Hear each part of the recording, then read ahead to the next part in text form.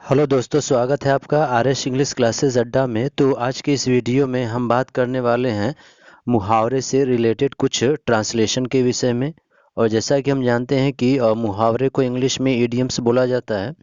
तो यहाँ पर हम बात करने वाले हैं कि जैसे जो सिंपल वे में जो आप हिंदी देख रहे हैं होता तो इजी है, लेकिन मुहावरे रूप में इसकी इंग्लिश वर्जन क्या होगा, इसी पर ये वीडियो आज का बेस्ड है। तो पहला जो मैंने लिया हुआ है यहाँ पर वो हमारा लिखा है प्रारंभिक ज्ञान। ओके, लिखा हुआ है प्रारंभिक ज्ञान। तो इसका हो जाता है मुहावरे रूप में बोलेंगे हम ए बी सी। समझ में आ रहा है? मतलब इनिशियल बोल सकते हैं आप इसको, इनिशियल। तो वही लिखा हुआ है प्रारंभिक ज्ञान, तो इसका हो गया ए बी सी। जैसे होता है ना कि वह किसी भी या हिंदी का ए बी सी भी नहीं जानता है, मतलब जो इनिशियली है वो भी नहीं जानता। तो इसका हो गया कि ए बी सी। अब वैसे देखेंगे तो प्रारंभिक ज्ञान तो मतलब क्या है, फॉर्मल जो नॉलेज है उसको बुलाएगा। लेकिन यहाँ पर हम मुहावरे रूप में यानी इडियम्स रूप में क्या ट्रांसलेशन होगा, तो आज इसी पर हम चर्चा करने वाले हैं इस वीडियो में।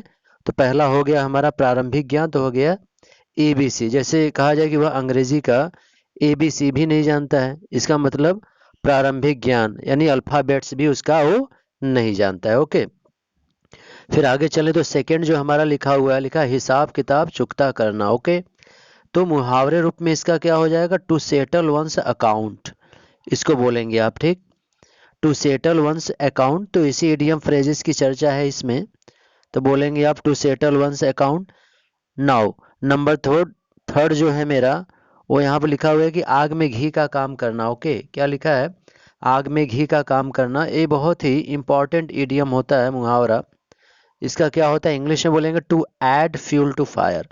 इसका मतलब क्या है, आग में क्या होता है, यदि घी डालते हैं तो जो आग है और तेजी से क्या करता है, वो बढ़ता है।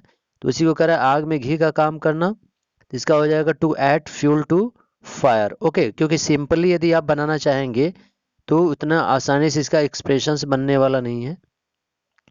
फिर चलते हैं नेक्स्ट हमारा, और ऊपर थोड़ा स्क्रॉल करें तो यहाँ पर जो हमारा अगला है नंबर 4 लिखा हुआ है जन्मजात मूर्ख। ओके, लिखा हुआ है जन्मजात मूर्ख, तो आखिर इसको क्या बोलेंगे हम, जन्मजात मूर्ख को इसको बोलेंगे गॉड्स एप। क्या बोला जाता है, गॉड्स एप। अब आप देखिए कि इम्पॉर्टेंट बात क्या है कि यहाँ पर जन्मजात मूर्ख में अब गॉड वर्ड का यूज नहीं हुआ, यानी हिंदी में चले तो ईश्वर या भगवान इसमें आया नहीं है, लेकिन इंग्लिश वर्जन में हमारा आया कि गॉड्स एप। यही मुहावरे की खास बात होती है। ठीक, कि ये नहीं है कि जो वर्ड आया हुआ है उसकी ट्रांसलेशन होगा ही उसमें, इसीलिए तो मुहावरा है। और फिर आगे चलें, थोड़ा और ऊपर स्क्रॉल करें तो अगला जो यहाँ पर हमारा है लिखा हुआ है नंबर 5, नकल उतारना या फिर नकल करना। ठीक, नकल उतारना या नकल करना, तो इसका मुहावरे रूप में हो जाएगा टू प्ले द एप।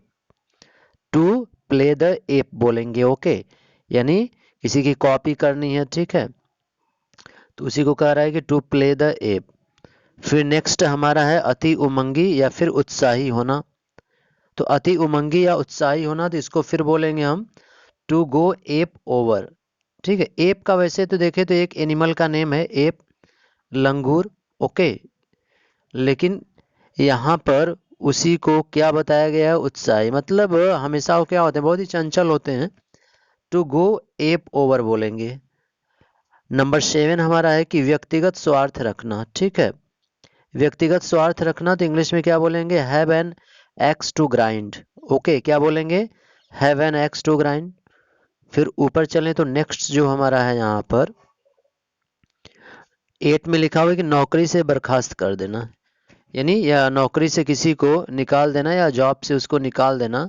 तो मुहावरे रूप में इसी को बोला जाता है टू गेट द एक्स। ठीक है, क्या बोलेंगे, टू गेट द एक्स। अब यहाँ पर देखें तो एक्स का मतलब कुल्हाड़ी होता है। ओके, इसका देखें तो मतलब कुल्हाड़ी होता है, लेकिन यहाँ पर इडियम रूप में ऐसा नहीं है। ठीक है, जो है उसका क्या इंग्लिश वर्जन होगा उसको हमको ध्यान देना है। तो इसका हो जाएगा टू गेट द एक्स। और नंबर 9 यहाँ पर लिखा हुआ है एक साधारण नाविक। ठीक, एक साधारण नाविक को इंग्लिश में क्या बोलेंगे हम, अ मैन बिफोर द मास्ट बोलेंगे, अ मैन बिफोर द मास्ट। वैसे तो हो गया कि ये अ सिंपल सेलर। ठीक है, अगर इसका लिटरेरी मीनिंग चले, ठीक है, सिंपल तो हो गया क्या इसका, अ मैन बिफोर द मास्ट, लेकिन यहाँ पर मुहावरे रूप में हमारा ये होगा। तो दो बातें देखने में तो सिंपल है, लेकिन यहाँ पर इस वीडियो में मुहावरे रूप में इसको क्या बोलेंगे उसी पर ये चर्चा हो रही है इसमें। फिर नेक्स्ट चलें और ऊपर स्क्रॉल करें तो फिर हमारा यहाँ पर नंबर 10 लिखा है कि पीठ पीछे बुराई करना। ओके, पीठ पीछे बुराई करना, तो इसका क्या हो जाएगा, बैक बाइट। क्या बोलेंगे, बैक बाइट बोलते हैं। ठीक, जैसे बोले ही इज बैक बाइटिंग, इसका मतलब वह पीठ पीछे बुराई कर रहा है। तो उसी के अकॉर्डिंग हम सेंटेंस भी फॉर्म कर सकते हैं, लेकिन पहले उसकी मीनिंग बनानी पड़ती है। और नेक्स्ट चलें तो यहाँ पर हमारा नंबर 11 में है सारी तरकीबें। ठीक, सारी तरकीबें मतलब होल बैग्स ऑफ ट्रिक्स, यानी जो भी ट्रिक्स था उसने पूरा क्या किया, आजमाया। तो बोल रहा है कि होल बैग ऑफ ट्रिक्स। अब नेक्स्ट है दुबला पतला आदमी, नंबर 12। तो लिखा हुआ है अ बैग ऑफ बोन्स। ठीक, अब बैग, बैग का मतलब क्या होता है, थैला, लेकिन यहाँ पर एक्सप्रेशंस हमारा बना हुआ है क्या, अ बैग ऑफ बोन्स। बोन्स का मतलब जानते हैं क्या होता है जो हड्डी होते हैं वो शरीर को एक कह सकते हैं फ्रेमिंग करने का काम करते हैं, एक ढांचा प्रदान करते हैं। ठीक है, फिर चलते हैं नेक्स्ट। तो नेक्स्ट चले तो अगला जो हमारा यहाँ पर है लिखा है कार्य जारी रखना, नंबर 13 लिखा हुआ है कार्य जारी रखना। तो इसका क्या हो जाएगा, to keep the ball rolling. ठीक, मुहावरे रूप में होगा to keep the ball rolling. अगर जनरल मीनिंग चले कार्य जारी रखना तो हो जाएगा क्या, टू कंटिन्यू द वर्क। ये हमारा हो जाएगा टू कंटिन्यू द वर्क, लेकिन यहाँ पर मुहावरे रूप में होगा to keep the ball rolling. Okay, number 14 लिखा हुआ है वाला सफलता के मार्ग पर होना। ओके, लिखा है सफलता के मार्ग पर होना, तो इसका क्या है, to have a ball at one's feet. इसको बोलेंगे सफलता के मार्ग पर होना, and idiom will be what, to have a ball at one's feet. Now फिर और ऊपर स्क्रॉल करें तो यहाँ पर कुछ और हैं, और नंबर 15 लिखा हुआ है अपने दिल की बात बता देना। ठीक है, अपने दिल की बात बता देना, तो इसका हो जाएगा हमारा टू बेयर वंस हार्ट। क्या बोलेंगे, टू बेयर वंस हार्ट, अपने दिल की बात बता देना। ओके, और नंबर 16 है हमारा लिखा हुआ है सौदा पक्का करना।